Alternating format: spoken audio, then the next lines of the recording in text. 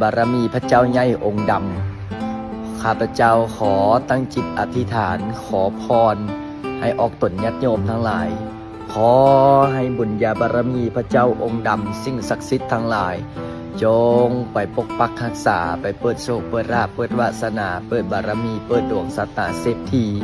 เปิดดวงการเงินการงานเปิดโชคเปิดลาภเปิดวาสนาเปิดดวงการเงินการงานเปิดดวงการค้าการขายให้ออกตนญาติโยม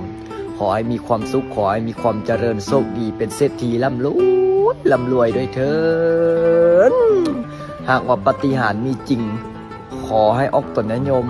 หมดหนี้หมดสินเมื่อวันที่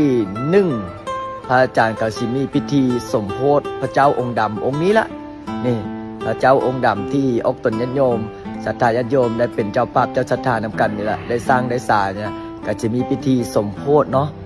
ก็จะมีพิธีเริ่มป้อนใจพระตั้งแต่วันที่25นี่แหละ27เนี่ยพิเศษมีหมอลำตอนแรกมีหมอลำกับพิเศษ